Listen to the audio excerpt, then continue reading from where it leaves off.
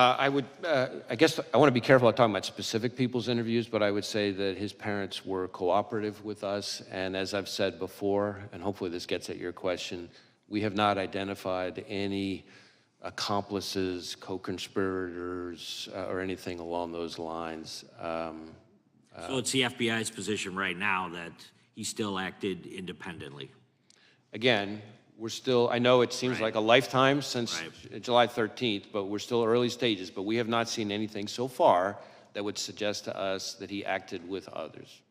How does the FBI view not just a Trump rally, but political rallies versus other types of events, you know, from a security perspective, compared to a college football game or any mass, you know, large crowd type gathering?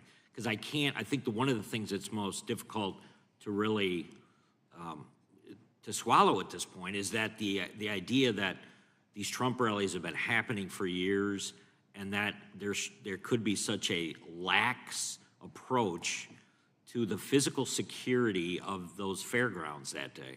And I'm wondering, you know, where does this fall? And then on top of that, Secret Service protection, RFK Jr. has been the most vocal about it. I was wondering if you could comment on the facilities as well as providing security for presidential candidates. Well, again, I want to be a little bit careful to stay in my lane because, again, security posture and the adequacy of the security posture is really the core expertise and responsibility of agencies like the Secret Service. But certainly it is, I think, fair to say that outdoor events, whether they're political rallies or, as you say, you know, a college football game in an open stadium, a concert, these are places that are often, you know, particularly challenging to secure adequately because the range of threats that can face them are higher. In addition to that, as has been discussed a little bit here already in today's hearing, just threats to public officials, including politicians, is an increasingly pervasive part of today's landscape, and so that adds to the challenge. So you're talking about the combination of individuals who are increasingly targeted for violence, combined with venues that are softer and harder to secure targets, I guess is the way I would answer. But again, those kinds of questions, the adequacy of the security posture, all the resources that were or were not devoted, all that stuff, is my understanding, would be very much in scope for the DHS Inspector General investigation and this outside independent panel that's been appointed. I yield back. Gentleman yields back. Director, I think we're going to be able to get two more members' times of question, then we have to get to the floor for the Prime Minister. Gentlelady from Georgia is recognized. Thank you, Chair Johnson, and thank you so much, Director Wray, for your transparency and your testimony today. First, I want to say my friend, my mentor, Congresswoman Sheila Jackson Lee, was known by many as the voice of reason here in Congress, and she was my friend before I even came to Congress. And in my freshman year, she kind of took me under her wing and she kind of showed me the ropes. And she was a force to be reckoned with. And I can say that she will never, ever be replaced. And she was a trailblazer, and I know that she will sorely be missed here in Congress. Director Wray, I only have one question for you today, but before we get to that point, I'd just like to reiterate today that political violence is never acceptable. Regardless of how different our political values and views are, attempted assassinations are a stain to the very democratic ideals of this nation. We have endured riots on Capitol Hill on January 6th, where a literal noose was erected on Capitol grounds, intended for then Vice President Pence and Speaker Emeritus Nancy Pelosi. Political violence against election workers, that has been expressed today. An attack on Paul Pelosi, Nancy Pelosi's husband. Threats against the FBI agents, as you have expressed, and prosecutors, and threats to the staff who serve the public every single day. Congressman Connolly's staff was targeted and attacked last year. And now we have the attempted assassination of a former president of the United States. All of this within just the last 3 years. This violence simply needs to end. The assassination attempt on Donald Trump was, by the grace of God, a failure. The weapon the 20-year-old man was able to obtain, an AR-15, generally has a shooting range up to 600 yards and shot Mr. Trump from almost 150 yards away. This weapon has the ability to kill multiple people in seconds, and sadly, Corey Compouture lost his life because of this man and because of this gun. Mr. Compouture's family will never be the same. Trust me, I understand that more than anyone else in this room.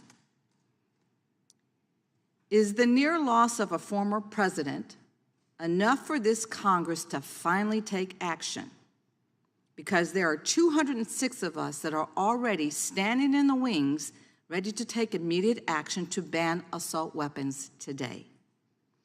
We need only 12 more of our colleagues to join us in courage and move the legislation to save lives of so many of the people that we are elected to serve by removing assault weapons from the hands of people who simply should not have them in their possession. We are crippling our democracy, and we are ripping apart our fellow Americans until we do. I ask today, because it is clearly it wasn't enough to take action when the lethality of assault weapons, we lost 26 and 7-year-olds and 6 teachers in 2012, when I also lost my son to gun violence, or 14 teenagers and 3 more teachers in 2018, nor was it enough when we lost 19 more children and 2 more teachers in 2022. Well, is it enough now? Now that a former president, the very president that many of you in this room are hoping will be reelected, almost lost his life because this Congress has failed to reinstate an assault weapons ban. A ban that, by the way, Republicans joined with Democrats the past 30 years ago. Well, fine. If y'all don't like assault weapons ban, we can bring another bill that I have introduced to a vote, the Go Safe Act. This bill focuses on the components of the semi-automatic firearms and regulates their infrastructure, sale, and transfer. This, again, is not the time for thoughts and prayers. This is a time for action. Director Wray, just one question I have for you. Would you rather have your officers protected or protect someone against an assault weapon being shot from 147 yards away, or a standard pistol with no accessories attached? Well, again, I'm going to refrain from appearing to comment on specific legislative proposals, but I can tell you that we have certainly concerned about the danger to law enforcement from any kind of high-powered weapon in the wrong hands. And it hits close to home for us because just not that long ago, 2 great agents, Laura Schwarzenberger and Dan Alphen, down in Miami, executing a search in a crimes against children case, were shot and killed by a subject with an automatic weapon. So again, dangerous weapons in the wrong hands is something that, of course, from a law enforcement perspective concerns us, but I'm not going to wade into the legislative process. Well, thank you for that answer. I'd rather give our agents a fighting chance, and I yield back. Gentlelady yields back. Gentleman from Oregon is recognized. Thank you, Mr. Chair, and thank you, Director Wray, for being here today. So we spend $3 billion a year, excuse me, on the Secret Service, $3 billion. And it would seem that we could and should have had a better job done a few weeks ago on the 13th than what we saw. Will you have anything to say about correcting what are the obvious deficiencies in what the Secret Service did? Well, for the most part, the deficiency, adequacy, or inadequacy of Secret Service's performance, decision-making, resources, all that stuff is in the purview of those 2 other investigations. That is the DHS Inspector General and the outside independent panel that's been announced. Having said that, Our investigation, which, as I've testified now, involves several hundred FBI employees and every asset we can bring to bear of the shooter. Again, our investigation is of the shooter and his attack, of course, involves interviewing law enforcement, including lots and lots and lots of Secret Service people. And so we'll share all that with those reviews so that they can answer those questions. The reason I'm asking this is because this isn't the first time the Secret Service has been before Congress. There was a 435-page report issued in 2015 by Congress saying, fix yourself. They didn't. In fact, there was a follow-up in 2019 where they had only done a few of the, I think it was 18 or 19 different specific things they were supposed to do. They'd done some, but certainly not all. There was another follow-up in 2022, and again, the Secret Service had not done what Congress had asked. I guess my question to you, Mr. Director, is what should Congress do? A 435-page report 9 years ago, and still the Secret Service didn't do what it was told to do then. Can you help, Director Wray? Because this type of performance is not acceptable. Well, I think even former Director Cheadle has acknowledged that this was a significant operational failure. If there are ways for the FBI to be helpful beyond what we're already doing in terms of our investigation, we stand ready to try to be helpful. I do want to say, as somebody who's been in law enforcement for most of my career, I've worked with some just phenomenal Secret Service. Going all the way back to my time as a line prosecutor, and they have an incredibly hard job, and I have a lot of affection and respect for the men and women of the Secret Service. I'm sure you do, and I'm sure you're right. But the trouble is, when Congress says you need to do these 19 things and they don't, something needs to change. Now, the director has resigned, but you're going to be in a position, because your agency is doing such a careful review, to say a lot about what should have been done. I guess the real issue is much more of what the higher-ups in that agency are or are not doing. Perhaps that's on us. And we will share with those reviews anything that we come across that could be helpful or relevant to them for those questions. Yeah, let me quickly go to some details on the actual events. It appeared to a lot of us, as the Secret Service was taking former President Trump from the stage, that he was clearly still in view of everybody. And had there been another shooter, I didn't see him protected. Are you going to raise that issue? I think that's really more in scope of these two other reviews. Let me go both of them. Okay, that's fine. Let me go to the shooter as he was on top of the roof. Apparently another officer from another police division saw him and quickly ducked down because the shooter aimed a gun at him. And then the shooter apparently, was he prone at the time he took the shot toward the president? So my understanding is that the local officer that we're talking about, with the assistance of another local officer, was able to kind of get up and see onto the roof where he observed the shooter, I believe, in a prone shooting position. The shooter then turned and faced him, the local officer, with the weapon. From the prone position. That's my understanding. And then he went back to the prone position. And this is all seconds before the shooter took his But that entire time, the shooter was in the scope sight of the counter sniper, correct? That one I'd have to double check on. I know we've interviewed the counter sniper, but I'm not sure I know the answer. But the counter sniper didn't take a shot until after the assassin attempted to shoot the former president and others. He got off 8 shots before the counter sniper shot the shooter. What's with that protocol? Can you get that fixed? Well, I really want to be careful not to be, given the scope of our investigation, somehow second-guessing the very difficult act and decision it takes for a counter sniper to kill another human being in that situation. Yeah. It's all happening in seconds. So 8 shots. Yeah. And that was after he'd been seen for 20 minutes. I yield back. Thank you. Director, that's an important question, though, because you've talked to the counter sniper. And that, I mentioned this in our opening statement, that critical 5 minutes from 6:09 to 6:14 and what takes place there is critical. And I think that's what the gentleman was getting at. And we were hopeful that you could tell us something about your interview with the counter sniper.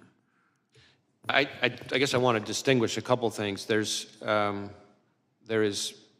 some individual, not law enforcement, I believe, who spotted the shooter on the roof a few minutes before.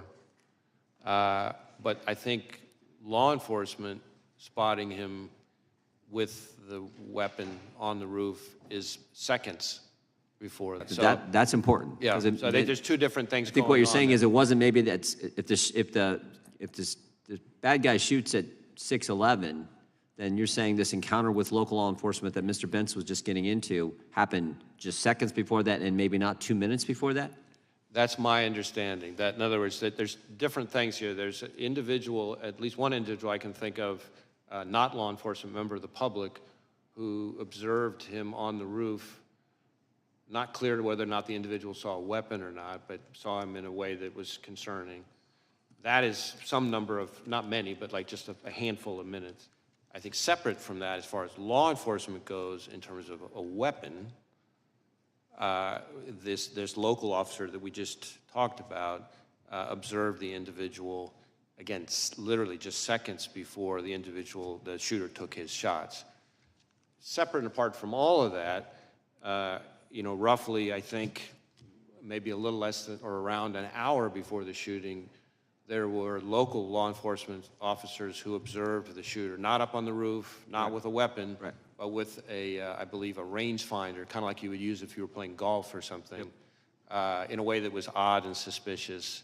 So that started happening with local law enforcement beforehand. But in terms of shooter, meaning with the weapon, law enforcement, my understanding is that the first time that happened was this local officer climbing up on the roof seconds before the Again, shooting. we want that timeline. I think the committee wants that timeline and communications that were taking place in that short period of time. Again, as I've said with everything else, I really want to be careful. I'm leaning in, trying to share as much as I can here. Facts are evolving, things may change, but we are working on a timeline, among other things.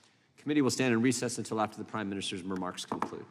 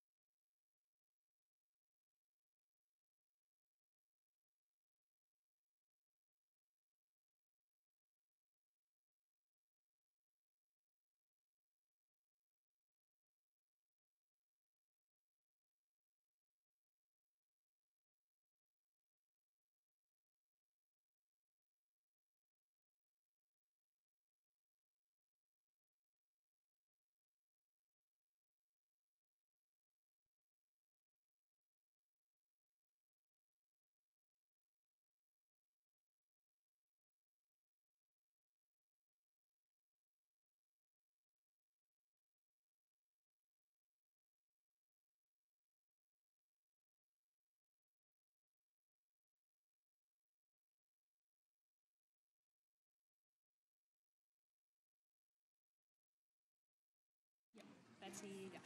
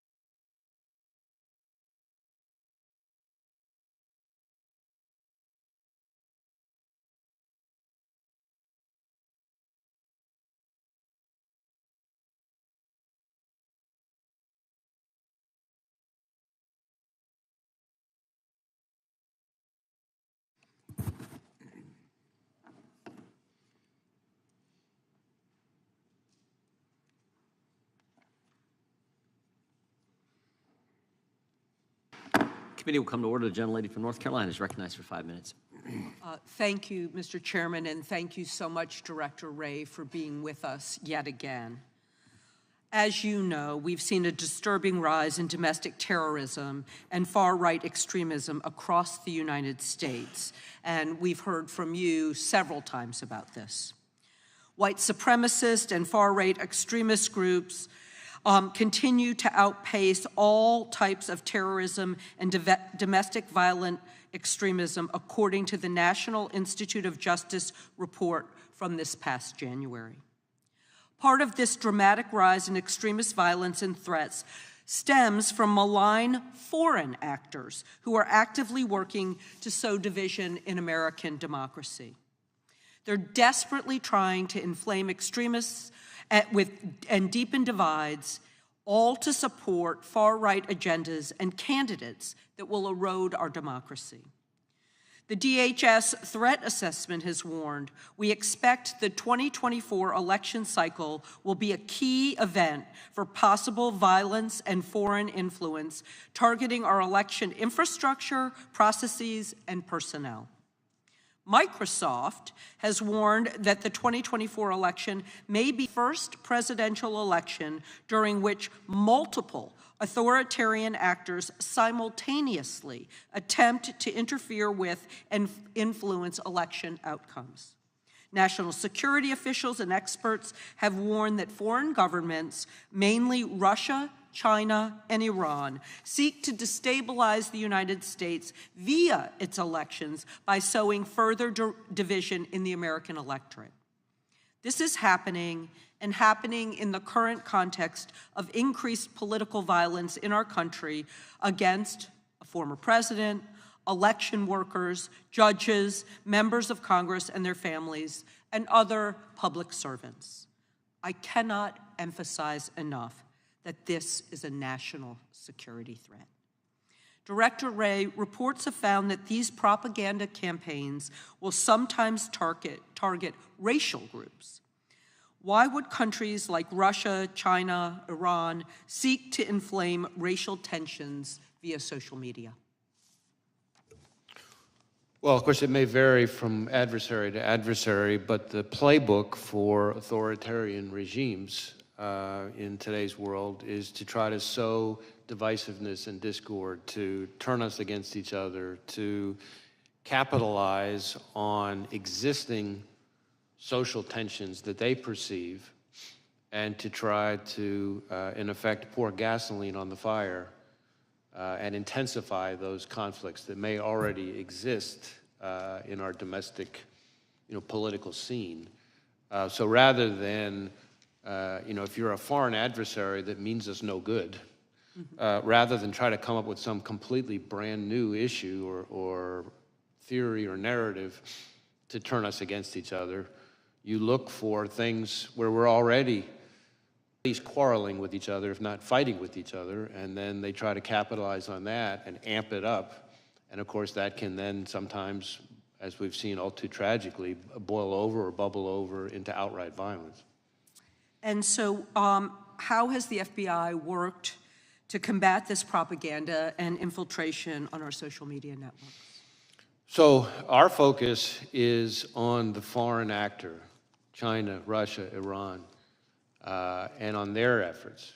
And so we work with the intelligence community, we work with our foreign partners, our friendly foreign partners, to try to uncover what those countries, Russia, China, Iran, are up to. And we try to share information about the hidden hand of the foreign actor where it's appropriate. We also engage in efforts to disrupt those foreign actors. The most recent example with the Russians, for example, is a Russian government-linked generative AI social media bot farm where they were posing as, among others, U.S. persons and not, in fact, U.S. persons, and trying to, again, sow various narratives. In that case, very heavily focused on the issue they picked there was, the war in Ukraine, and again, trying to kind of get everybody against each other. We've also seen that, though, from China and Iran. I mentioned China before. We've had a case where they we charged, I think it was 34 Chinese Ministry of Public Security, MPS officers, for much the same kind of behavior, creating false personas, pretending to be Americans, and then trying to kind of sow narratives. In that case, in the Chinese case, their narratives were trying to, for example, undermine any suggestion that COVID was the product of a lab leak, or attacking U.S. law enforcement at the anniversary of George Floyd's death, for example. And then Iran, in 2020, we saw them undertake similar kinds of efforts that were disrupted in the I think October of 2020. Thank you, and I yield back. Gentleman yields back. Gentleman from Virginia is recognized for 5 minutes. Director Wray, thank you for being here, and thank you for the information that you've provided today. I greatly appreciate it. This event that occurred, the attempted assassination of President Trump on July 13th in Butler, Pennsylvania, was a level 5 alarm alert to this country that that our elected officials, our leaders, the president, the former president, are not safe, and we need to reevaluate from the ground up exactly how we are to go about providing that protection. The information you provided dealing with 8 cartridges from the roof, the drone, the fact that 2 explosive devices were found in the car, 1 at home. That was a remote detonation device that he had on him. The fact that his phone was using encrypted platforms. He only had 1 phone, correct? Oh, sorry. He had 1 phone, although we've had other phones that he may have used that may not have been his phone. So, for example, we think in certain instances he might have used his dad's phone. Again, not necessarily related to the attack, but we're trying to make sure that we process and exploit every device he could have used. And we keep, which is part of why I keep making this point, which I know you all are probably tired of me making, about this being an ongoing investigation, because we keep identifying new pieces of equipment, new accounts, what have you. And the fact that you are in real time informing us about what you're finding as you're performing this investigation is very helpful, and clarifying the fact that he went to the range a day before and shot an AR. Now, my understanding is that the AR he used on the 13th was his father's. Is that correct? Well, yes and no. It was originally, his father bought it legally, but then our understanding so far is that his father then conveyed it to him, sold it, in fact, to his son. So originally his father's, at the time of the shooting, the shooter's. Okay, so that's new information. Was that provided to you by the father? I think it was partly from that. I think we also saw some documentation to support it. Okay. Investigators also have said that the shooter posted, quote, "July 13th will be my premiere. Watch it as it unfolds," on an online gaming platform sometime before he tried to assassinate President Trump. Can you confirm that, and how much time elapsed between this posting and the attempt on July 13th? So I'm really glad you asked about that, because that is a situation where, again, in our effort to give real-time information, since we've provided that information, we have since learned that July 13th premiere, profile page on the gaming platform, it turns out it was not the shooter. Okay. That it was some other individual as part of some sick joke who, after the shooting, created a profile page pretending to be the shooter. Wow. And so, of course, that person is now admitted to it, and but anyway, my point being, among the other challenges that we as investigators have, you have people who create accounts in today's world, create accounts pretending to be somebody that they're, and it's not the actual person. Now the So shooter, that's troubling, obviously, and it makes our jobs even harder as investigators. thank you for clarifying that. Did he have an online gaming account? We do believe he was a gamer, and that he had different kinds of gaming accounts. So that's part of why Any information gleaned from those? Not yet, but again, some of those legal process returns I'm still waiting on. Now, during the attempted assassination, Crooks was wearing a T-shirt from a popular YouTube channel. Have you been able to access his selection of YouTube videos that he's watched? I believe we have seen some of his search history, but I think we've got a ways to go on that. I know there's some manual work that we're doing on that. I think the most notable thing that we found recently, which I don't think has been shared until today, is that on a laptop that the investigation ties to him, that on July 6th, it revealed a Google search, and his search, if it was him, again, it's a laptop tied to him. We obviously believe it's him, but we'll continue to investigate. But his Google search was, how far away was Oswald from Kennedy? Right. And Horrifying. yes, absolutely. Can you clarify that you have in your possession all of the video that was taken on that day at the scene? We've collected mountains of video. Part of the reason Can you commit to providing us with that video? Well, we're going to work with the committee and share information as best we can. Part of the reason I hedged on whether we have it all is, as you can appreciate, in today's world, everybody with a phone has the ability to take footage, and so we're finding things kind of left and right. You have all the law enforcement video. I believe we have all the law enforcement video, but we're still collecting evidence. Okay.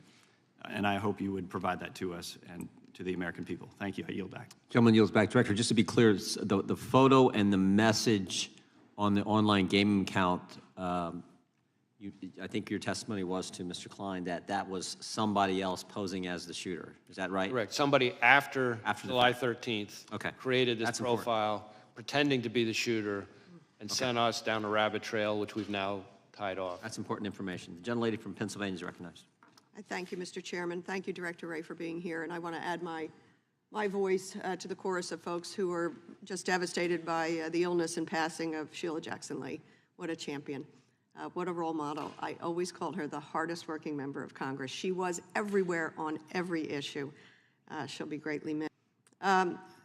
Director Wray, I thank you for what you said earlier, which is leaning in. This is such an extraordinary set of events. The attempted assassination of Donald Trump, the stealing of the life of a father, a firefighter, somebody who put lives, Corey Comparator, serious injuries to 2 others. So I thank you because you are trying to give us what you can without jeopardizing the investigation, and I think that's very helpful. Did the shooter also investigate other high-profile folks? We had heard some reporting around that early on. Well, you say investigate other folks. I think this is a place where we still have a lot more work to do. Part of what we did find was a bunch of cached images of a variety of public figures. But again, cached images are those images that you get when you pull up a news story from any number of news sites. If there are photographs in the article, those images are automatically put into the cache on your computer. So it doesn't necessarily mean that you were searching for that person's image. We do have the fact that starting around, at the least around the period early July, so the search that I just mentioned related to Oswald and Kennedy, that's about July 6th, which is the same day we believe that he registered for the rally. And the day before, he traveled to the grounds for the first time. And so I think there is a certain amount of searches related to former President Trump that during that period we're seeing, consistent with some kind of planning or reconnaissance, if you want to call it that, in advance of the rally. But that's sort of confined to that, or concentrated, maybe is a better word, in that July period, after the announcement of the rally and before the shooting. Can you speak to the conveyance of the gun? So this is a 20-year-old young man. His father owned the gun originally, AR-15, am I correct? AR style, yeah. AR style. 20-year-old man. When did the father sell the gun to him? And what documents do you have? How much money transpired? What date was it? Yeah, I do know that, I know, we believe, based on what we've seen, that his father, after purchasing the gun legally, sold the gun to his son. I don't know that I have the date of that transfer or the amount of the transfer, although we may be able to get that to you as a follow. I just don't have it in front of me. Do you know when the father bought it? We know, I don't, as I'm sitting here testifying in front of you, I don't have that Okay. in front of me, so I don't have it at my I'm fingertips. just wondering if it's proximate to this event. I do not believe that the gun was purchased, that is the gun that was used. I do not believe it was purchased particularly close in time to the shooting. But how far in advance? It may have been a year before, give or take. But again, we'll go back and double check that on you. I do know that on the day of the shooting, at about 1:30 p.m., he bought 50 rounds of ammunition. So if you think about the day of, or if you back up a little bit, so the day before he goes to the shooting range, the day of he goes to the grounds the morning of the event for, I think, around an hour.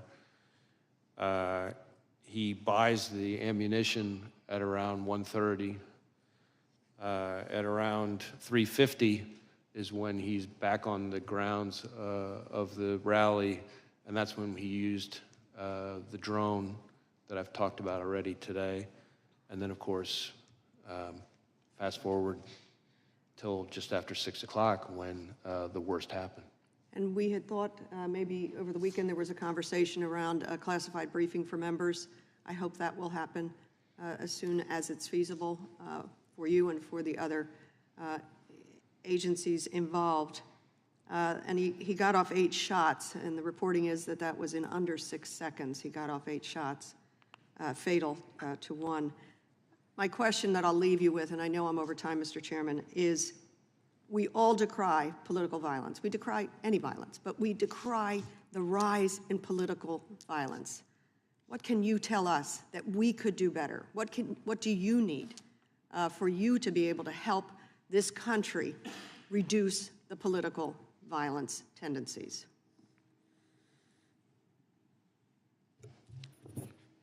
I think this is a moment where, in the most stark way possible, all of us as Americans can see how out of control political violence is in this country. And it's an opportunity for everybody to come together and to try to show that this is not the kind of thing we're going to tolerate in this country. The FBI's role is to focus on violence and threats of violence. But there is a role for others in the public square to address how people communicate in this country. And every day in our jobs, we see in social media, in terms of threats that we get, thousands and thousands and thousands and thousands and thousands of tips reported to us, and the language that's out there is just mind-bogglingly hateful and violent sounding. People sometimes, as figures of speech, use expressions that are very violent expressions, and so that is a part of it. We can all do better in kind of being a little more thoughtful and measured in our language. But again, the FBI's, we got to stay in our lane. Our lane is the violence and the threats of violence. There's a role for everybody as Americans to try to see if we can take the temperature down. Great, thank you. And thank you for the extra time. I yield back. Gentleman from North Dakota is recognized. Thank you, Mr. Chairman. And I really appreciate you correcting the gaming thing about this is my coming out party, because we're asking you to do something, and we've had acrimonious, you and I have actually had acrimonious, but we're not here for a got you moment. We're just not on this. And we're asking you to give us information before the investigation is complete. My only recommendation or suggestion would be when that happens, don't necessarily wait till you ask, because don't wait for us to ask. Because and I'll go through why in a second. I appreciate you coming in. I appreciate you telling us things. I appreciate you guys going against essentially your normal policy of waiting till an investigation is done, because the American people need to know it. But here's why. There's a guy with a rangefinder walking around that everybody noticed and then couldn't find.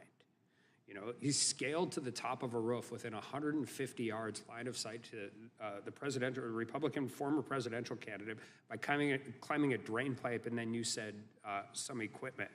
He was being pointed out by rally goers everywhere they could, and nobody could figure out. There's maybe supposed to be local law enforcement in the building, either upstairs or downstairs.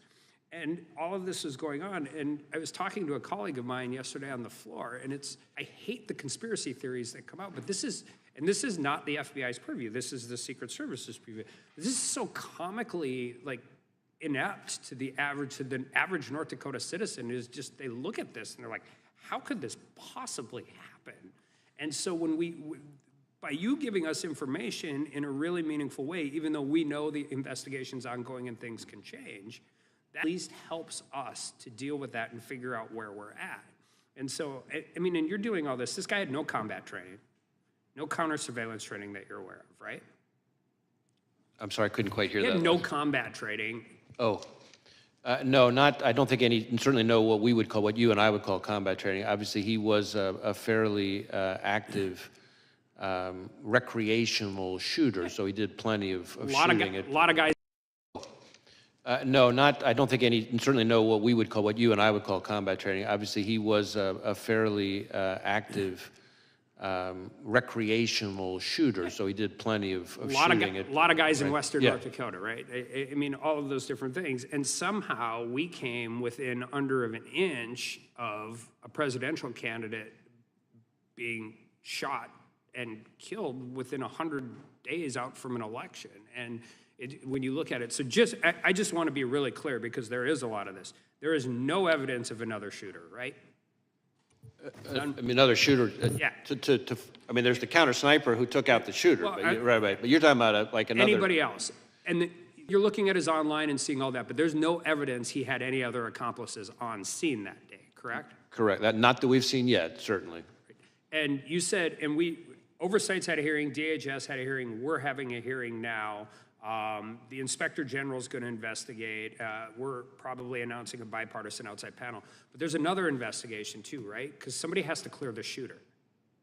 Like, even though it is a Secret Service officer deploying his, I mean, when an FBI agent kills somebody in the line of duty, what's the process? So we have what we call an agent-involved shooting, is I think what you're getting at. And we have a whole process. Usually get put on leave, paid leave, get a lawyer, depending on how it is, right? Some of those things depend, but we have, our institution does a shoot review of each time when there's one of these situations. And they sometimes have to coordinate with local prosecutors who are also doing some kind of review. But so yes, Secret Service would have a similar kind of process for the counter. I mean, because you have to actually establish one of the defenses to homicide. Just like, I mean, you don't do it in a court system the same way, but you have to justify that shooting was justified.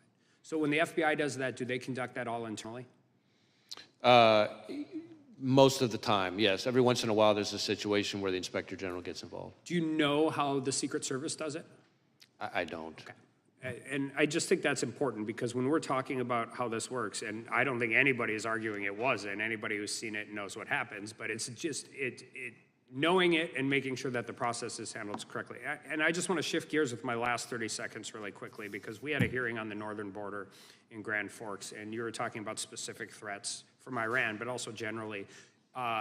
And we've diverted an exceptional amount of resources at the southern border. Our interactions, 114% increase in apprehensions.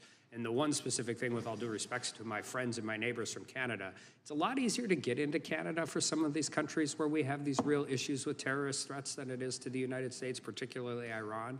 And are you guys monitoring that and making sure whatever coordination you have with Canada, that we're paying attention to that as well? We have an excellent relationship, we, the FBI, with our Canadian counterparts, both RCMP, the Mounties, as some people euphemistically call them, and CSIS, they're my intelligence service counterparts. We have great relationships with them, and terrorism is, I find, probably the #1 thing we talk about. Yeah, they're understaffed and overworked on the northern border, and they can use all the help you get. With that, I yield back. Gentleman yields back. Gentleman from Maryland is recognized. Thank you, Mr. Chairman.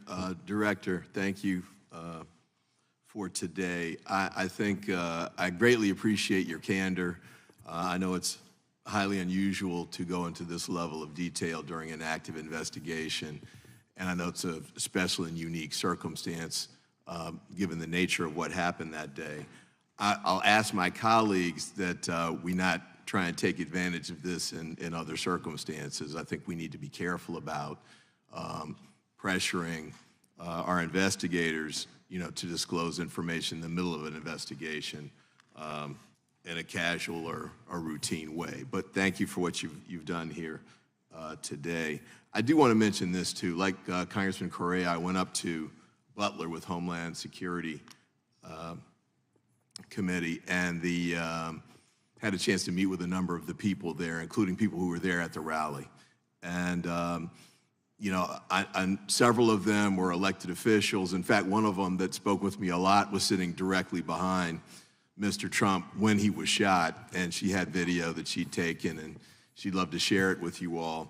But she mentioned a couple of things, too, that I hope you all will have a chance to have conversations about. And I know some of it's going to be in the Secret Service lane, some's going to be in the FBI lane.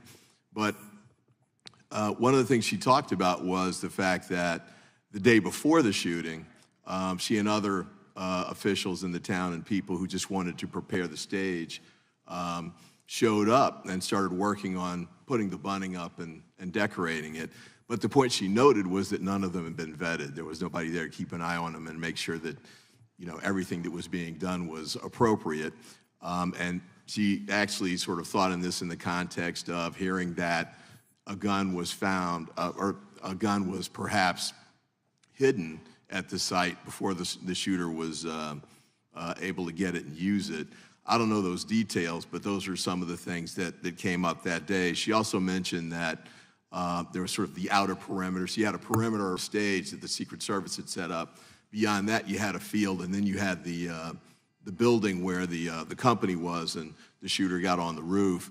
Apparently, there was a sort of a second level of a perimeter there that wasn't particularly restricted from an access standpoint, as with the street that was just beyond that. So she raised, and another elected official raised as well, issues about security that may actually kind of get into what you're talking about. What ladder was there, how the guy got on the roof.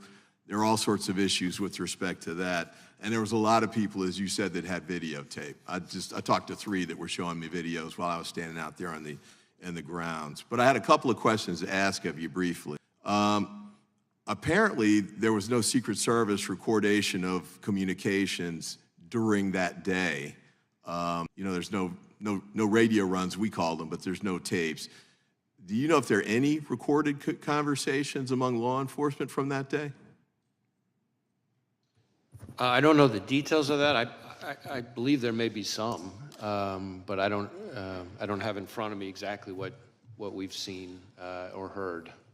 Okay. And then with respect to email communications, there were a lot of issues about, because my personal view, having gone to the site, was that they just shouldn't have had the rally there. It should not have been permitted. I thought there were just too many roofs. He picked one, but there was like a half dozen others that he could have picked on the other side of the field.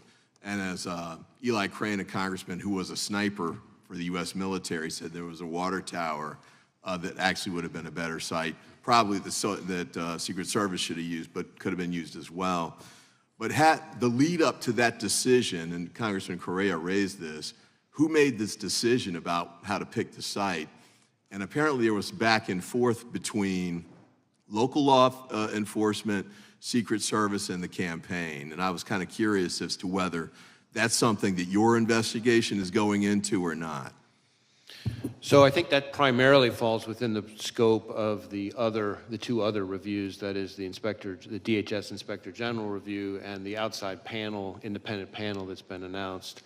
Certainly we are interviewing law enforcement personnel, but the security preparations, the adequacy of the security preparations. That's the other lane? That's the other lane. All right, I only got 15 seconds left. Quick question for you with probably not a quick answer, but this scenario is kind of the worst case scenario from a couple of standpoints. Got a lone wolf shooter with no red flags that we've heard of so far. Nobody should have known that this was coming. He didn't have a criminal record and that sort of thing. Easy access to an assault weapon. I had a discussion like this with, I think, Congressman Roy and Congressman Bishop several months ago.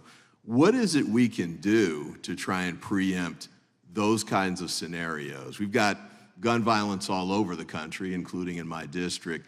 This is one example, but you know, this scenario is the worst possible that I can think of from the standpoint of no intervention prevention efforts that can be put in place to try and address it. But I'm kind of curious if you have any thoughts to the contrary on that. I don't know that I have any magic solution to the problem, and I certainly don't want to be proposing, you know, legislative ideas. That's not really my role. Certainly, dangerous weapons, especially high-powered weapons, in the hands of the wrong person represent a real concern for law enforcement, including to law enforcement, sometimes as the victims, as we saw very tragically down near Miami with 2 of our agents killed. But that's probably all I can say on that. I do, while we're on the subject of firearms, Mr. Chairman, I have an answer to Congresswoman Dean's question. I might as well give it now, which is about the purchase of the firearm. I'm told that the father purchased the firearm in 2013, so quite a while ago, and then he sold it to his son in October of 2023. Thank you. Thank you, Mr. Chairman. I yield back, and thank you, Mr. Director, for your great work.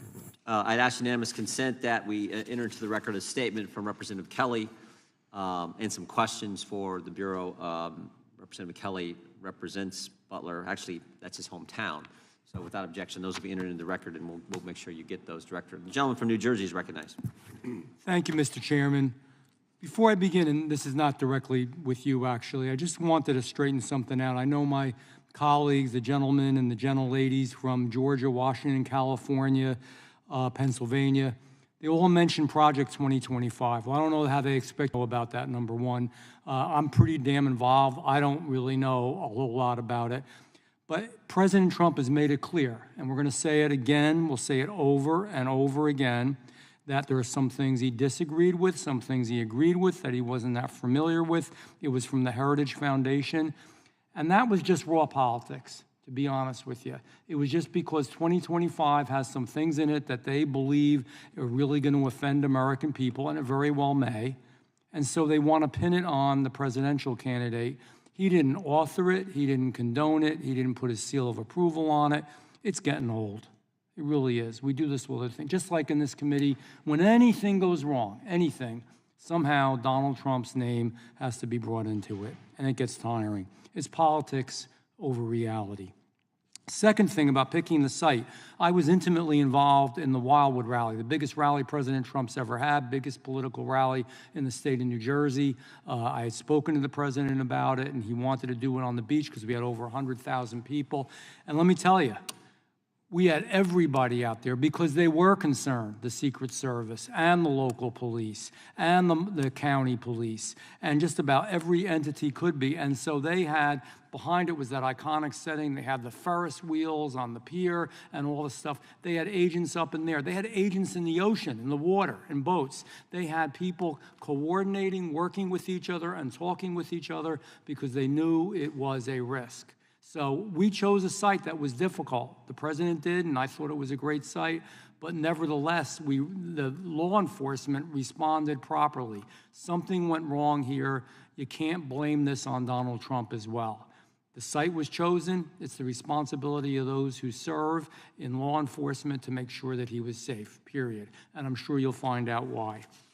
On another tangent here, you know, I've got to wonder how many qualified people were passed in order for Director Cheadle to get her 30% quota.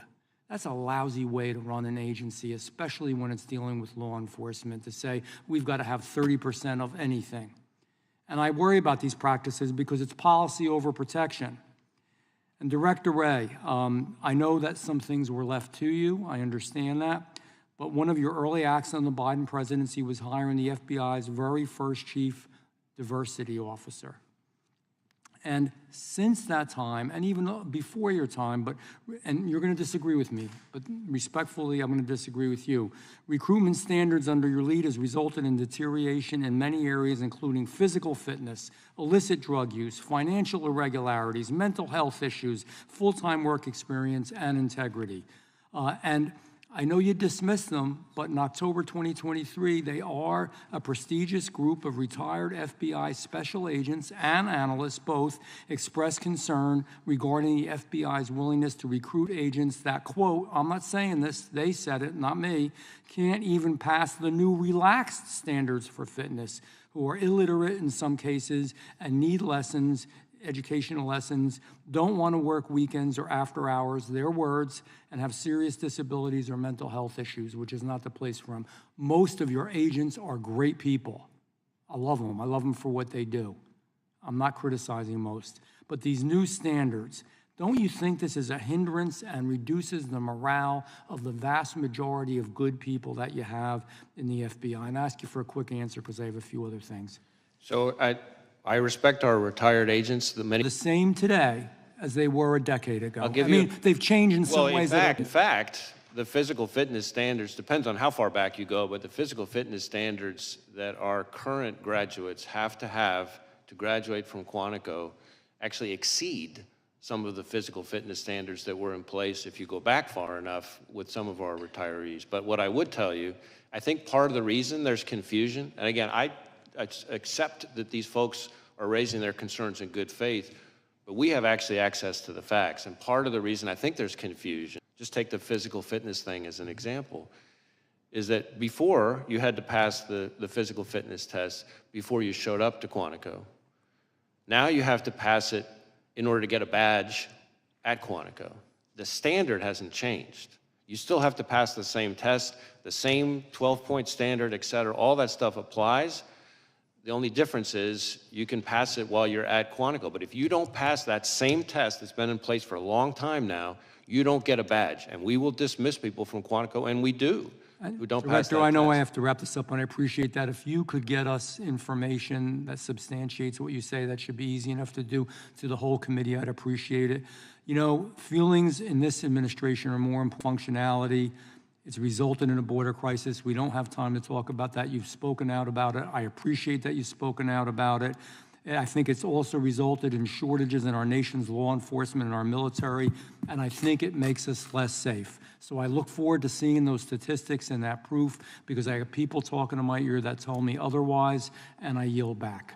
Gentleman yields back. The gentleman from Alabama is recognized. Thank you, Mr. Chairman. Director Wray, I appreciate you being here today, and I certainly appreciate your forthcomingness and giving us information that I think that the American people want. And, you know, to me, you have a very difficult job right now. In the past, and under Comey, certainly, the Russian collusion narrative got out pretty heavily, and that came out of the FBI with the FISA warrants and that sort of stuff, spying on General Flynn. And then the laptop issue, the Hunter Biden laptop issue, which the FBI actually had in their possession.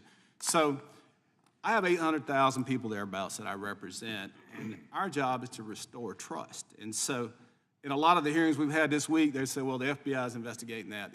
Every answer was the FBI is investigating this. And so in some ways, it kind of landed in your lap, and I appreciate you being here. But, you know, it's just, for me, the question of how does a 20-year-old acting alone get a long gun, a rangefinder? We know he bought a ladder. I guess he reconned here and realized he didn't need the ladder to get on top of the building, so he left it at the house.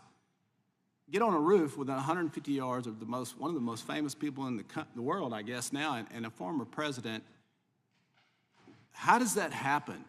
And how do we restore trust in the American people at the FBI and the DHS, who is under Mayorkas's directorate now? How do we verify and get trust back to the American people that these agencies are really working to protect the president? And I'm not trying to place blame specifically, but I never thought that we'd raid his house. I never dreamed that they'd raid a former president's house. I certainly never imagined that they would actually indict him. And I felt, well, they'll never find him guilty. And now we've had a threat on his life. So how do we restore trust in the government of this country and the agencies that are here that we pay and provide $3 billion a year to the Secret Service to protect some of the leading political candidates in America?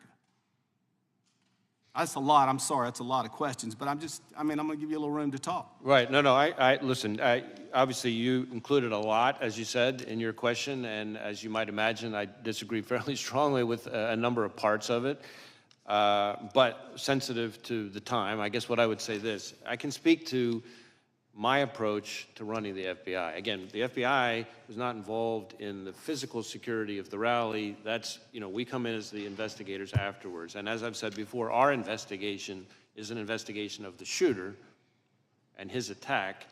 There are separate investigations, the Inspector General of DHS and this outside independent panel that's been announced that would be looking at the Secret Service's performance. And those, I think, will be important to trust and confidence, if you will, in Secret Service. But from the FBI perspective, we can't promise that everybody's going to like the results of what we do, right? What we can promise is that we're going to do our best to do the work in the right way. That's all we can do. And so I keep telling our folks every day on this and on everything else, our focus has to be, we got to do the work in the right way. We got to make sure we do the work in the right way, and then no matter who likes it, because everything we do, somebody doesn't like it. And it's a credibility issue at this point. Do the American people trust what the FBI and the DOJ is going to tell them? And, that's the thing with this. When I was early on, and I've only been here about 3.5, 4 years now, but the American people was the fear of the weaponization of government. So now we have this issue. Tucker Carlson asked the president, he said, are you afraid they'll kill you? And I remember that interview, and I thought, wow, I can't believe he went there. But here we are.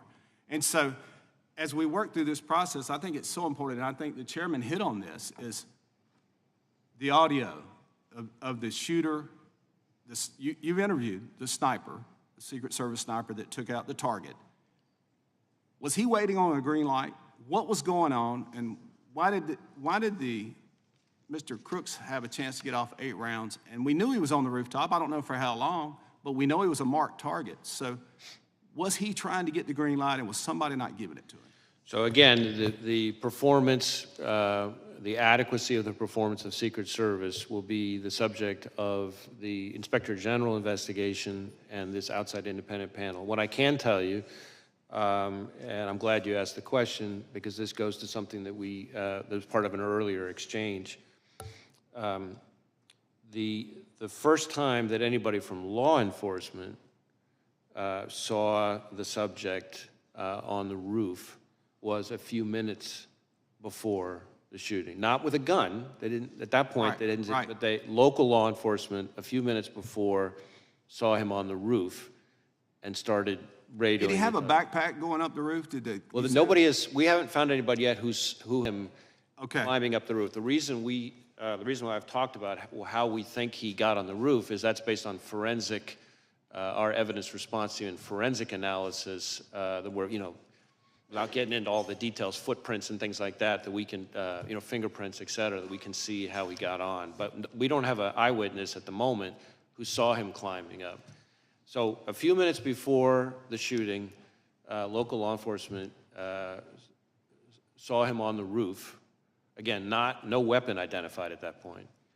A few seconds before the shooting is when the law enforcement officer that I've talked about already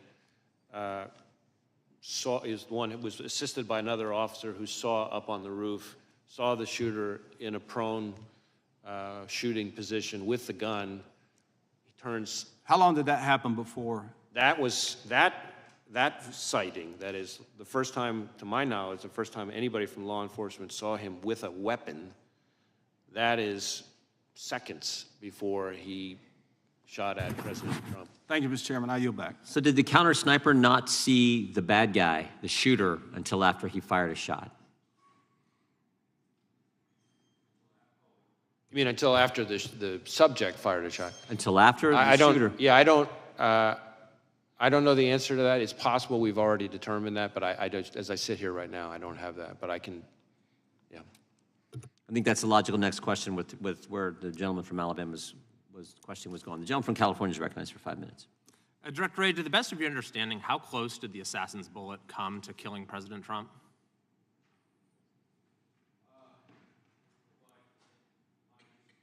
My understanding is that either it or some shrapnel is what grazed his ear. So I don't know that I have the actual very distance. close, though. What's that? Very, very close, you would agree. Yes. Is this the biggest security failure that you've seen in your career? Ooh. Well, certainly I think former Director Cheadle has already, I think, acknowledged that this was a significant, at the very least, a significant operational failure. I forgot her exact words, but I will defer on that. I think We really speaks for haven't seen itself. anything like this in at least decades in this country, right? The attempted assassination of a president, current or former, is a historic event. Was this a sophisticated plot that Thomas Crooks carried out? Well, I think probably depends on your definition of sophisticated, right? So on the one hand, he's a 20-year-old, seems to, from what we've seen so far, loner, without a lot of elaborate criminal history, without any criminal history or anything like that. On the other hand, he did clearly do some level of planning and recon. When did the planning start, to the best of your knowledge? What's that? When did the planning start? Well, we're still drilling into that, but we know, we assess that on July 6th, So a week in advance. for example, it seems to become very focused on it, because that's when, as I've testified here today, that's when the laptop that we've tied to him has the Google search, how far away was Oswald from Kennedy? I mean, that seems like an indication of a total amateur, right? Someone who's searching for that, and he's doing it a week in advance. Again, I don't want to characterize him, I frankly don't want to give him the credit of characterizing him as amateur or professional, but what I will say is that there are some things he did that involve a certain amount of planning and preparation. On the other hand, if you're telling me, do I think this is the most sophisticated ever? Of course not. We deal with much more sophisticated adversaries all the time. And you probably prepare for more sophisticated plans to target high-level. You probably prepare for more sophisticated plans to target high-level officials, correct? We don't do physical security, but yes, obviously we're investigating much more sophisticated attacks all the time. How about the encrypted applications on his phone? Were those there for a while, or did he download them, in the days or weeks leading up to the assassination attempt? I don't have the answer to that sitting here right now. I think it may vary from platform to platform because he had a number of encrypted messaging apps on it. And again, as I've said, we're trying to get access to that content. And that's important. I think it's important for everybody on this committee to understand that this is a real problem for law enforcement. That these companies, let's be clear here, these companies are designing their platforms in a way to, no matter how heinous the crime, no matter how rock solid the legal process, I'm run out of time, to get so access. I want to get the next question. At this moment, are you confident that high-level protectees, presidents, former presidents, are well protected? Well, it's not really for me to say. I have a lot of respect for the men and women of the Secret Service who provide protection, just as I do for their counterparts at other agencies. You can't say one way or the other. Your assessment as director of the FBI whether the president is safe?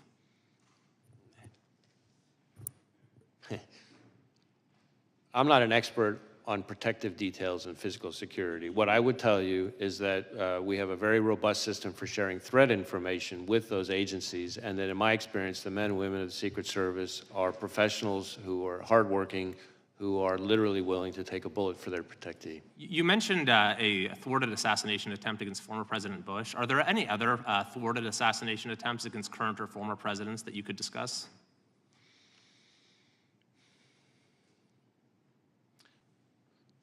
Not that immediately come to mind, but I'd have to go back and think about that. I mean, obviously we've been around for a while, and current and former presidents are high-profile targets who are attractive to all kinds of bad guys. Sure. There's also been reports that the shooter's parents called local law enforcement to say he was missing on the day of the shooting. Is that correct? And if so, is that something that you would see as a sort of a natural thing for them to do? It seems like a 20-year-old who's been missing for a few hours. Maybe his parents don't, first thing they do, call the police. What was going on with that situation?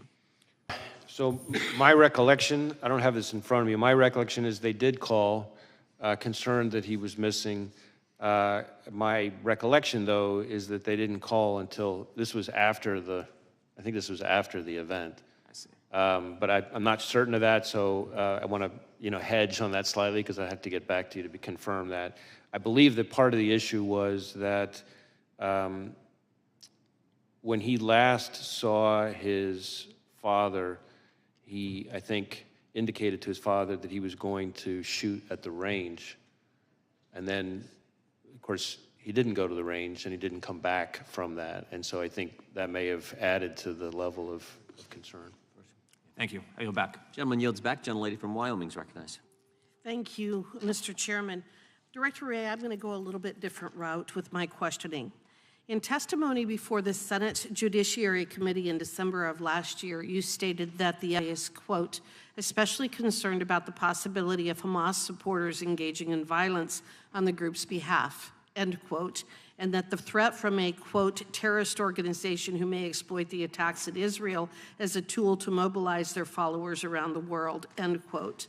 We've seen a lot of conduct today that I think is concerning to many people in terms of Hamas terrorists and their advisors. Reports have surfaced alleging that many of the groups intimidating and violating the civil rights of Jewish American students, like the Students for Justice for Palestine, received guidance and financial support from American Muslims for Palestine, and that AMP's directors allegedly links to groups which fundraise for Hamas. Director Wray, is the Bureau aware of or investigating whether these groups violating the civil liberties of Jewish Americans are connected to or affiliated with Hamas or other terrorist organizations? So we are investigating a lot of attacks and threats against the Jewish community.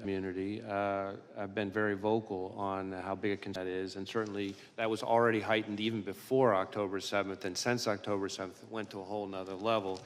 We are actively engaged with Jewish community, both locally and nationally. When it comes to foreign terrorist organizations and role, or foreign adversaries and their role, we are looking hard to see if we can find linkage, for example, funding or things like that. Nothing that I can report at this time, but it's something. But you're investigating it. It is the kind of thing that we're looking for, absolutely, Okay. because we know that there's an interest in their part to foment. We're watching real time today. Right, yes. There are other reports that Mayor Bitar, National Security Council Coordinator for Intelligence and Defense Policy and Deputy Assistant to the President, was an active member in Students for Justice in Palestine at Georgetown University, which is one of the groups alleged to have ties to Hamas. Is the Bureau investigating whether the Biden-Harris administration is compromised by pro-Hamas groups and organizations? Well, again, we're having quite a number of Hamas-related investigations. I'm asking specifically about whether you are investigating whether the Biden-Harris administration has been compromised by pro-Hamas groups. There's nothing along those lines that I can think of to report. I also want to talk to you a bit about the FBI's investigation and involvement with the Russia collusion hoax. And the FBI was involved with that because of its potential relationship to election interference. Is that correct? The FBI's involvement in investigating the Russia collusion hoax. That was because there was concern about election interference. Is that correct? Well, the FBI was involved and staffed as investigators the Special Counsel Mueller investigation into efforts by the Russian government to influence and interfere. With the election, correct? Yes, to influence and interfere. With the election, correct? Yes. All right. So is the FBI investigating what just happened with Joe Biden being forced out of the race after winning the Democrat primary as election interference? Is the FBI investigating that right now? I'm not aware of any investigation along those lines. Okay. Director Wray, it was reported in March that the FBI's foreign influence to companies, and an FBI spokesman has stated that, quote, in coordination with the deputies are free to on their own whether and how to take action on the information, end quote. Director Wray, what specifically is the FBI doing to reinforce that such decisions are, in fact, for the private companies to make and not the administration? So I think the best way to summarize it, the guidance makes all kinds of additional steps to underscore that the FBI has no interest in participating in any way whatsoever in the company's decision-making, that companies are completely free to take any actions on their own, that we are simply passing information on to them for them to do whatever it is they want to do independently, consistent with, I should say, I very much appreciate the Supreme Court's finding that no evidence that the FBI coerced platforms to take content down. Well, I don't believe that that's what the Supreme Court found. What the Supreme Court found was that the parties involved didn't have standing, but I think there's a whole body of evidence and legal analysis demonstrating that, in fact, this administration was violating the First Amendment rights of folks through social media companies. I'm just going to ask one final very quick question. If the FBI was involved in the removal or restriction of speech of Americans, do you agree that this would be a violation of the First Amendment? Well, again, I'm not going to engage in hypotheticals. My understanding and my strong view from everything I've seen is that we did not violate the First Amendment. Okay. Gentlelady yields back. Gentleman from Texas. Thank you, Director. I've just got two easy questions for you. In February, Donald Trump Jr. received a letter containing a white suspicious powder that read, quote, Lee Harvey Oswald's grandson must complete his contract, end quote. The United States Secret Service and the FBI said they would investigate the matter, and 5 months later, no more information has been released. I've also visited with Mr. Trump, and he has not received any information either. Why is that?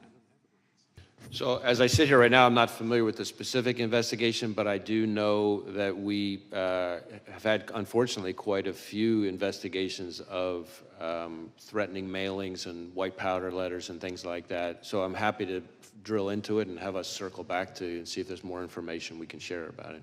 Thank you. And would you maybe circle back to the Mr. Trump, Donald Jr.? I think they'd like an update as well. Sure. Let me, again, I don't, like I said, Okay. I'm not familiar with the specifics, but I'm happy to have us look into it and get back to whoever we need to get back to. Thank you. Next question. The Pittsburgh field office now handling the assassination attempt investigation. Is that right? Well, there's several. There at Pittsburgh field office is the lead office. We obviously have lots of, I think it's about half, maybe over half of the FBI's field offices are working on this, including almost every headquarters division. So we have lots and lots and lots, several hundreds of employees working on it. All right. Yes. Pittsburgh's the lead. Okay. This is the same office that botched the Hunter Biden laptop case. And they, in my view, and my constituents and many Americans, displayed a clear reluctance, that's a quote, reluctance to really do any tasking, quote, effectively failing to investigate, according to the attorney on the case. My question is, how can we trust this office, and why does it keep reappearing in critical election-related investigations, or is that just dumb luck? So I want to be a little bit careful on what I can say here, because some of what you're talking about relates to an ongoing investigation being led by the special counsel, Mr. Weiss. But what I can tell you is that the Pittsburgh field office's involvement in the matter you're talking about was the choice by the Attorney General Barr to have the U.S. Attorney and the FBI field office in Pittsburgh handle that particular matter. As to your summary or characterization of what U.S. Attorney, now former U.S. Attorney Brady actually said, I'd have to see the whole context. I'm not quite sure that's what he said, but I think as to your overall question about confidence, what I would tell you is we have, that's the point I'm trying to make about the sheer breadth of our investigation. Yes, the Pittsburgh field office is the office on the ground. That's where the attempted assassination happened. But we are using the full might of the FBI, criminal and national security. That's why I'm pointing out that multiple field offices, over half of our field offices, almost every headquarters division, several hundreds of employees. These are people who are working around the clock to deal with this historic attack. And I have the utmost confidence in those hundreds of employees, agents, analysts, and professional staff, and the American people should too. I yield to Mr. Jordan. I appreciate the gentleman yielding. Director, I guess I'm not clear exactly where you said there were 8 shell casings on the roof, so 8 bullets were fired. We obviously know that Mr. Compratore lost his life. Two other rally goers were injured, seriously injured, and then the one that hit President Trump. Does that account for, were some of these individuals hit multiple times? Where did all 8 bullets go, is I guess my question. I don't have that in front of me. I'm happy to circle back and get that to you. It's assuming we have that information yet. As I said, I think with respect to former President Trump, there's some question about whether or not it's a bullet or shrapnel that that hit his ear. So it's conceivable. Although, as I sit here right now, I don't know whether that bullet, in addition to causing the grazing, could have also landed somewhere else. But I believe we've accounted for all of the shots and the cartridges. So let us get that. It's my understanding that the very first one was the one that hit the president. Is that the very first shot, or is that not accurate? I don't, as I sit here right now, I don't know the answer to that. I believe we know the answer to that. I just don't have it in front of me. Okay, okay.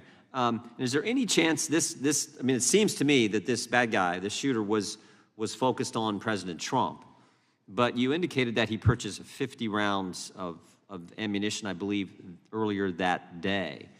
Do you have any indication thus far in your investigation that in addition to going after and trying to assassinate the former president, he was also looking to do a lot more damage to other individuals?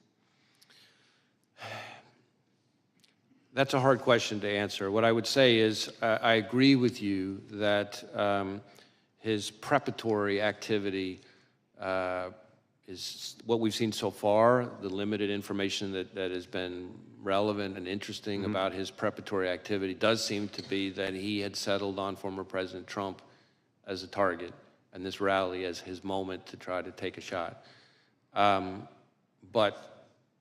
In addition to the 50 rounds, of course, you have the issue of these explosive devices. Right. And so what else he may have had in mind is something that I think is very much of an open question. On the one hand, you have these explosive devices, including the one still back in his home that wasn't in quite the same stage as the one in the ones in the vehicle. But he clearly had those explosive devices for some reason, and so we're trying to figure that out. As I've said before, sometimes in these kind of situations you find like a manifesto or something like that. It's frustrating to us, and I'm sure frustrating to you and the American people, that we haven't found anything quite like that. We'd love to have a roadmap that tells us exactly what he was thinking. We haven't found that yet. Doesn't mean we won't. We're looking all over the place, and we're going to leave no stone unturned. Thank you. A gentleman from Texas is recognized. Thank you, Mr. Chair. Thank you, Director, for being here today. I know it's been a very long day, busy day on Capitol Hill, and also I want to apologize in advance if there's any repetitive questions from me. But I have to ask, given that our sitting president resigned from the campaign on Sunday and the Secret Service director resigned yesterday, you don't plan on resigning anytime soon, do you, sir? No, sir. Good to go. Earlier today, you told this committee that you recovered bullet cartridges from the roof next to the shooter. And given that testimony, I have 2 questions for you. How many shots were fired at President Trump, and how many shots were fired in total of the entire day? I know I keep hearing 8, but were there any more that were unaccounted for? The best information I have right now is 8 shots. As to the sequence, I'm not sure I have that sitting here right now. As I said to the chairman, I'm going to go back to my team and see if we've got that nailed down yet. And if we have, I'm happy to share it with you and the rest of the committee. Please do, sir. Thank you very much for that. You also mentioned that the shooter used encrypted messages to communicate. Specifically, do you know what apps or what apps that he was using to communicate, and can you confirm if he was communicating with any foreign nationals through the encrypted messages? So as to the names of the apps, I don't have that right here in front of me. As far as communicating with any foreign actors, I'll say 2 things. One, we haven't, as I think I've testified before, but we have not, at the moment at least, identified any accomplices or co-conspirators, foreign or domestic. Okay. So that, as to foreign contacts, of course, that's part of why we want to get access to the encrypted messages, because that might tell us whether he'd been in contact with somebody. Thank you. Let's talk about motive. I know the FBI has taken a lead role in investigating the assassination on President Trump. Your team has searched the shooter's phone, conducted countless interviews, done extensive research into his motives. As of today, July 24th, 2024, do you and your team know the motive of the shooter or have any idea on what could have driven it? Well, know and have any idea are two very different things. Okay. We do not know the motive. That is obviously one of the central questions in our investigation. And it's been very frustrating to us that a lot of the usual kind of low-hanging fruit places that we would find at have not yielded significant clues about his motive. Okay. Having said that, we have seen indications that he was interested in public figures. Mm-hmm. And that in the period around July 6th, leading up to July 13th, he does seem to have become very focused on this particular rally and former President Trump. But exactly what his thought process was in doing that, that's something that's still very much under investigation. I want to make something clear to the American people to try to help out what motive could be. And again, it's not my job to steer it, but here are some of my thoughts. I'm not sure about motive either, specifically, but I can tell you that after this assassination attempt, people on both sides have said that both parties need to tone down the rhetoric. But recently, just on Monday, in fact, President Biden called into the Harris campaign event and said that President Trump was a threat to democracy. Just take a look behind me at these photos. This is a magazine cover of the New Republic from June 2024, published just 1 month before the assassination attempt on President Trump. In a tweet explaining the cover, the New Republic said this: "Today, we at the New Republic think we can spend this election year in one of two ways. We could spend it debating whether Trump meets the 9 or 17 points that define fascism, or we could spend it saying he's damn close enough and we'd better fight. We unreservedly choose the latter course." Now, sir, I know you said that the FBI doesn't have a clear motive yet, and you've explained that, but in your professional experience as an investigator, do you think that language like this could radicalize someone to engage in political violence?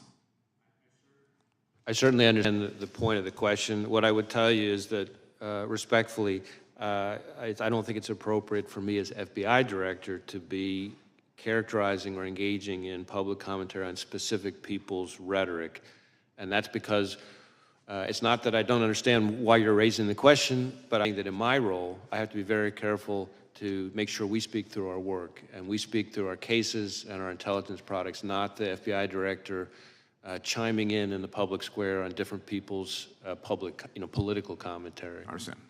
For the record, there was an assassination attempt on an American president, and I will be asking these same questions even if it were President Biden. And my message to the American people is that we need to do better. I yield back the rest of my time, and thank you for being here, sir. I know it's been a very long day. Gentleman yields back. Gentleman from South Carolina is recognized. Thank you, Chairman, and thank you, Director, for being here. It's refreshing. I was in the oversight hearing earlier this week, and although we don't have an idea on everything, your ability to come in here and actually give way more than Director Cheadle ever did is somewhat refreshing. I saw some pretty bipartisan frustrations exhibited in that particular hearing. I'm sure you've seen part of it. I want to follow up on a couple of lines of questions that I had with Director Cheadle that she actually answered, which was remarkable. One, she had indicated that Secret Service at the Trump rally did not have any radio recordings. Is that, in your investigation, is that accurate? I'm not sure I know the answer to that. I believe there may be some recordings on the local law enforcement side. As to whether or not we have recordings on the Secret Service side, I'd have to drill back into that. And the reason you might say, well, how the heck can you not know? Well, we certainly have interviewed lots of Secret Service employees, so what we know from the interviews versus some other source, as I sit here right now, I don't know.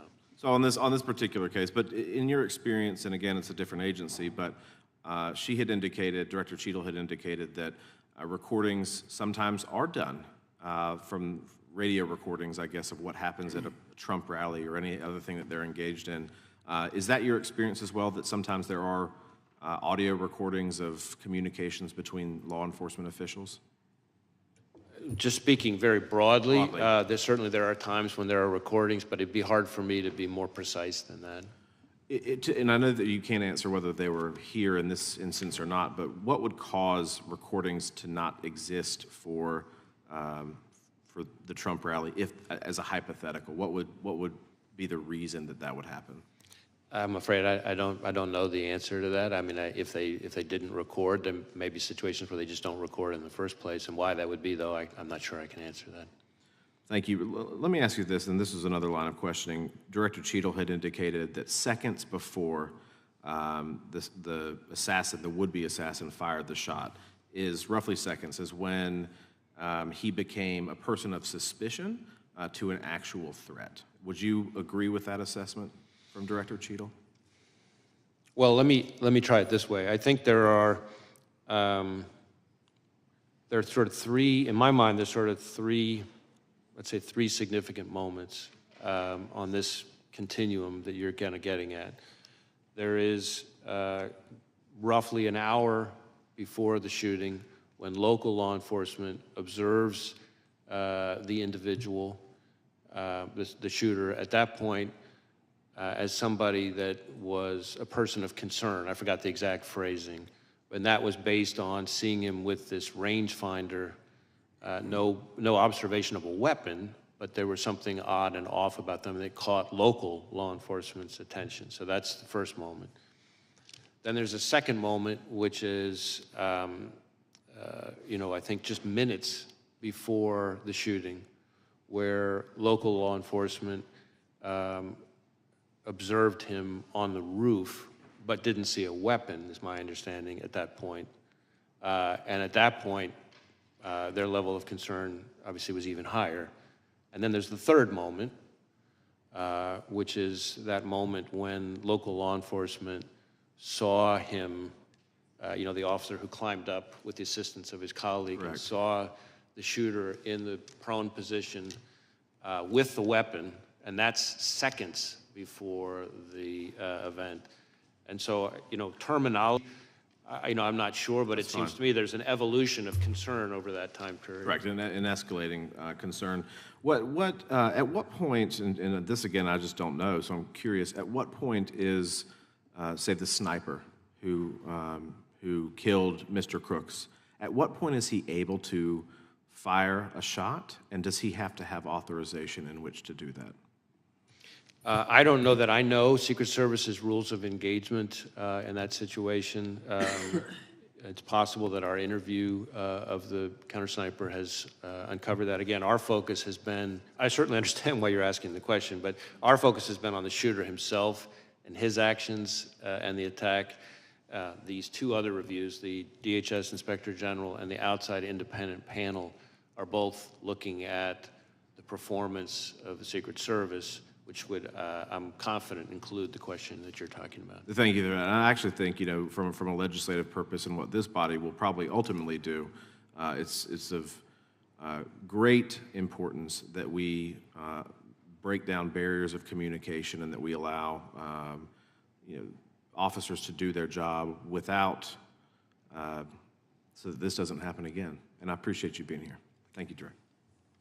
Gentleman yields back. Gentleman from Ohio is recognized. Well, once again, as Congressman Fry said, we want to thank you for your time and a lot more information today than Monday. So thank you for that. I just have a handful of questions. I would love to have just a simple yes or no so we could get done with this. So on day one, President Biden issued an executive order mandating DEI programs in the executive branch. You responded by hiring FBI's first ever chief diversity officer. You're even on the Bureau's website quoting, saying that diversity and inclusion of the workforce is something I care deeply about because the success of our efforts impacts our operations, our culture, and our future, end of quote. So Director, just a simple yes or no, do you still find DEI hiring practices to be central to the FBI's operations, cultures, and future? I believe that diversity is an important part, is a core value of a high-performing organization. Do you have any concerns that our Homeland Security efforts will be hampered if the FBI continues to use DEI as a primary hiring measure? I don't believe that we use DEI as a primary hiring metric. I would say that we have not lowered our standards. Yes or no, please? Let me, if I could finish. It's not a yes or no question. We have not lowered our standards, and the facts back that up. Are you aware of a 112-page report compiled by senior agents and analysts which stated, quote, if the current trajectory of the FBI special agent recruitment and selection continues, using DEI as the primary and sole measure of our homeland security efforts will be significantly hampered. Do you know about that 112-page report? I'm aware of a report from a number of anonymous former employees. Thank you. Do you agree that protecting the former president falls under the umbrella of homeland security? Well, protecting the former president, the physical, the protective detail on the former president is the province of the Secret Service, which is part of the Department of Homeland Security. It is my understanding that historically the FBI had 100,000 applications for special agents on file at any given time of the year. So talking about slipping recruitment, are you aware that on February of 2024, a letter from the FBI's Assistant Director for Training Division, which reported that FBI only received an estimated 48,000 applications over a 2-year period? I don't know if we're comparing apple to apple. What I can tell you is that in the time that I've been FBI director, the number of Americans applying to be special agent has gone up dramatically to the tune of, in some cases, double or triple the pace So it the was when I... 48,000 If I is could wrong? finish, sir, if I could finish, please. To a rate that is higher, you'd have to go back about a decade or so to find the number of Americans applying to be special agents that are currently applying. Okay, so for the record, that 48,000 is probably wrong then in your eyes? I don't know. I don't have the letter in front of me, but what I'm not sure of is that we're comparing apple to apple in terms of time periods and everything else.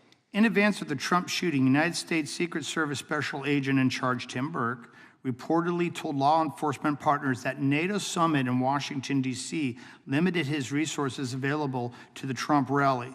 The service has similar DEI hiring aims and failed their zero-fail mission to protect President Trump. Director Cheadle has since stepped down. Could the hyperfixation on hitting Biden administration's imposed DEI rules by causing the FBI and the federal law enforcement agencies to not only miss their prime candidates, but also potential threats? Well, I can't speak to Secret Service's hiring practice. What I can tell you is that, in my view, diversity, like everything else, is something that has to be done in the right way. Just like everything else, there's a right way and a wrong way to achieve it.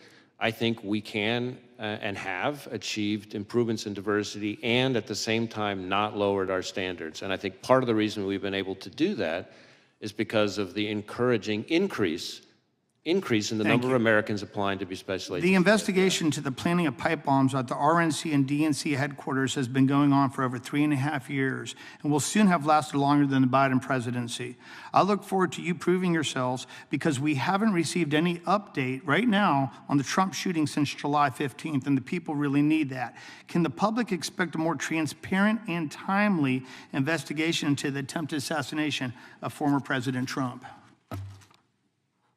I've been testifying here all day about the investigation into attempted assassination of former President Trump, and we've done multiple briefings, and I've answered multiple questions. And we appreciate that, because, Okay, like that's I what said, you it's a were lot, asking. Well, it just seems like there hasn't been a press conference to the people to go through all the different details that were already presented today. And I'll just leave you with one final question. The government is not doing their job. Do you feel, as the director, that perhaps, like, not only the FBI, but the Secret Service needs to have a complete reconstruction? Or do you think it's still put together the way that could best do its job? The FBI that I see every single day, having visited all 56 of our field offices at least twice, many of them 3 times, the FBI that I see engaging with state and local law enforcement from all 50 states, that I hear about from prosecutors, judges, business leaders, community leaders, foreign partners, is an FBI that is respected, trusted, appreciated, and that is there for people when they need them the most. And that is the FBI that I see, and I'm very proud to be a part of them. Any comment on the other agencies? No, I'm not going to comment on other agencies. Appreciate your time, sir. Yield back to the chair. Gentleman yields back. Director, I have just a couple quick questions, but I want to give to the ranking member a chance to say remarks or questions, and then we'll be done. Thank you, Mr. Chair.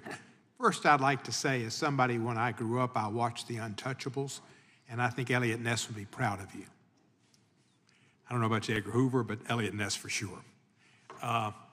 Let me ask you this. In Memphis, you've put Memphis and Nashville's FBI together, kind of consolidated, and in one office. And I know you've worked with our U.S. Attorney and others to work on our crime situation there, and it's gotten better. But is this change in the FBI relationship there where we're not going to have an office necessarily? Tell me how that's going to affect Memphis. So I want to be very clear. We're not leaving Memphis. What we are doing is... Nobody should leave Memphis. In fact, most of the songs are about people going to Memphis. We are... They leave Nashville. They go to Memphis. Recognizing population growth and the threat environment, we have instead taken, if you look across the state, instead of having 2 field offices in Knoxville and Memphis, we're creating a Tennessee division headquartered in the middle in Nashville. But we are keeping the offices in Knoxville and Memphis.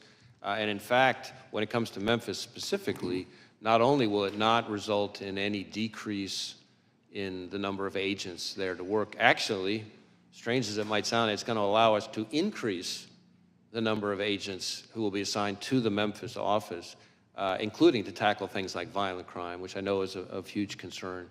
And the reason for that is really the effect of this reorganization is to be able to reduce administrative roles that will be more consolidated in the middle in Nashville, but it'll allow us to increase the operational roles, the agent roles, the number of them in Memphis. So I think not only are we not leaving Memphis, we're actually increasing our investigative presence in Memphis as part of this, and we're going to be able to continue to collaborate closely with our great partners there without skipping a beat.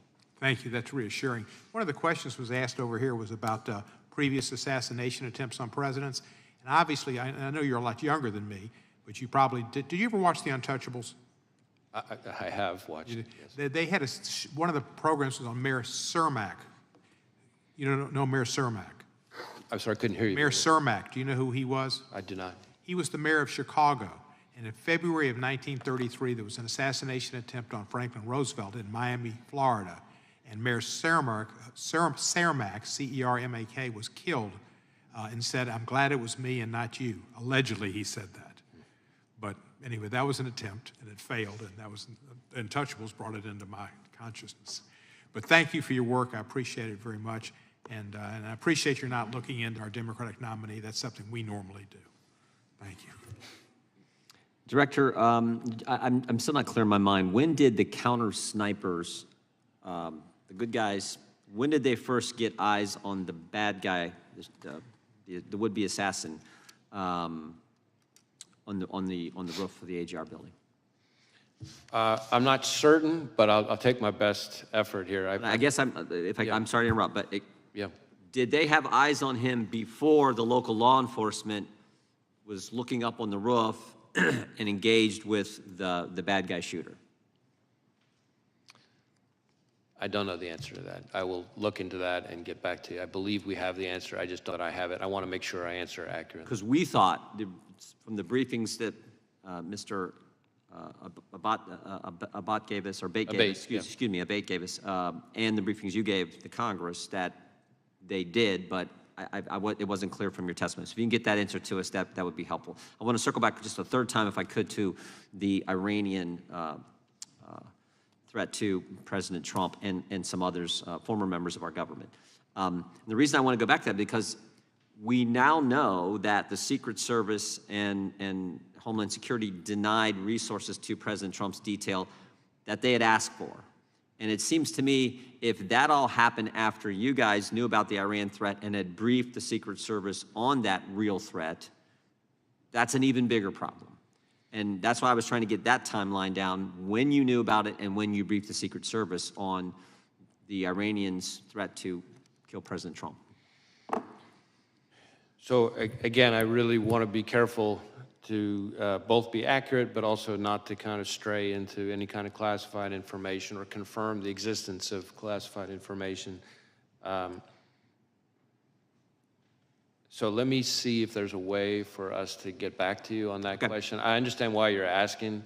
It may be easier to answer than I think, but at the moment in an open hearing, I'm not sure if I can see the right way to do that. Fair enough. We'll expect answers to both of those questions, and you can get back to this. That'd be great. Finally, anything else you want to tell us that we didn't ask? I mean, you came today and you told us some things that weren't even prompted by questions, and I just want to make sure if there's anything else you want to tell us regarding July 13th and what you've discovered, now's the time.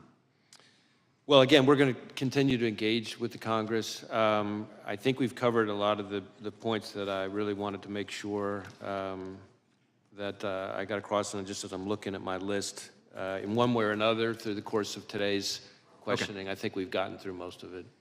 That concludes today's hearing. We thank our witness for appearing before the committee today. Without objection, all members will have 5 legislative days to submit additional written questions for the witness or additional materials for the record. Without objection, the hearing is adjourned.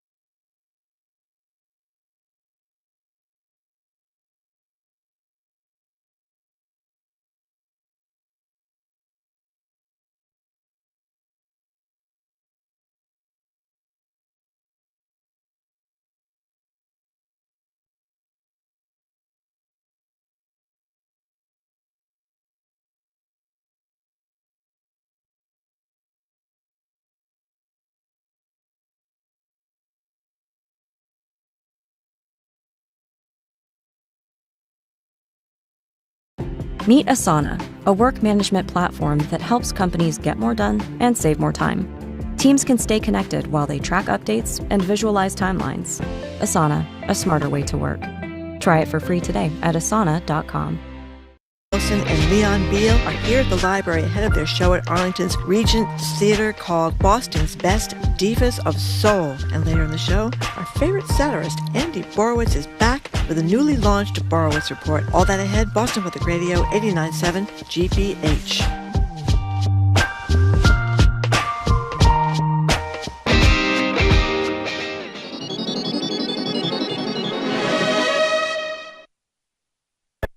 Live from NPR News in Washington, I'm Corva Coleman. Former President Donald Trump's social media company, Truth Social, is poised to merge with a public shell company called Digital World Acquisition Corp. Shareholders have just approved the deal. It's possible Trump's stake in the new company could be worth over $3 billion, but he won't be able to tap that cash immediately since he wouldn't be allowed to sell shares right away. Meanwhile, Trump faces a nearly $500 million judgment in New York that is due Monday. Russia and China have vetoed a UN Security Council resolution on Gaza. It would have called for a ceasefire as part of a hostage deal. The U.S. says Russia and China are petty, blocking the resolution because it was drafted by Washington. NPR's Michelle Kellerman has more.